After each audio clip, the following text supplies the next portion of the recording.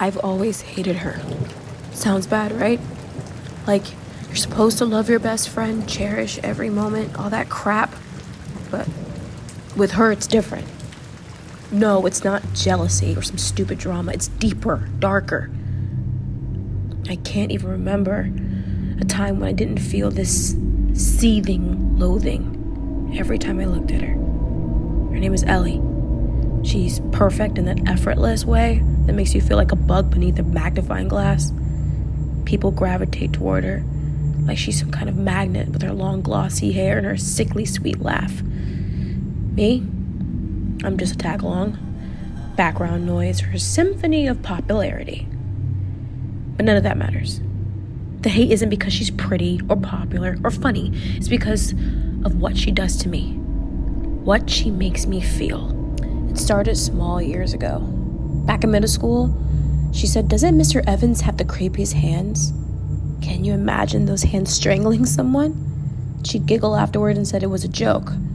But I could tell from the look in her eyes that it wasn't. She wasn't kidding. And when I would try to laugh it off, she'd stare at me with this intensity that made my skin crawl.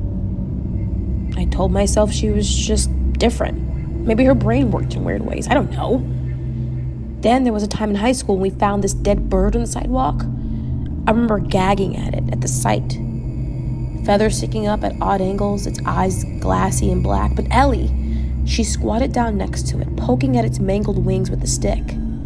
Fascinated look on her face, like she was trying to figure out how it died. "Do you think it felt anything?" she asked me, her voice soft, almost dreamy. Or did it just stop? I didn't know what to say. But she stayed crouched there, staring at the dead bird, like it was the most beautiful thing she'd ever seen. That night, I dreamed about the bird, but it wasn't a bird, it was me, lying there, broken, with Ellie standing over me, smiling. The dreams kept coming, night after night. It was the same thing. Me, lifeless, with Ellie always there, always watching. Started losing sleep, terrified to close my eyes. And then there were the notes that started showing up. I'd find them tucked in my locker or slid under my bedroom door, scraps of paper with her handwriting on them. "I know what you dream about. Do you ever think about death? Really? Think about it. You look peaceful when you sleep." I never confronted her about the notes. I couldn't. Because what if she wasn't writing them? What if I was imagining it all, slowly unraveling because of her? But then I started avoiding her. But Ellie always found a way back in.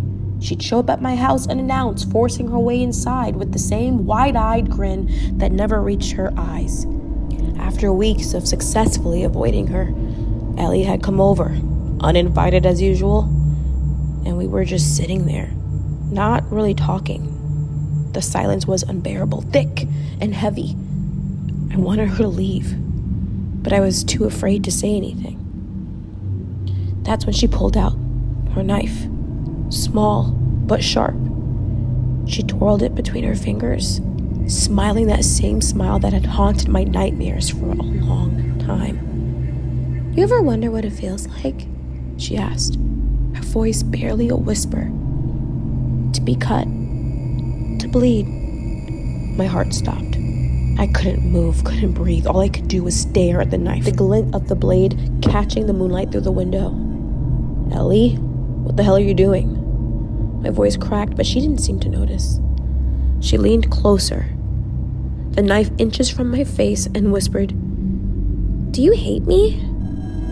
I wanted to scream, to push her away, but my body wouldn't listen. All I could do was sit there, paralyzed by fear.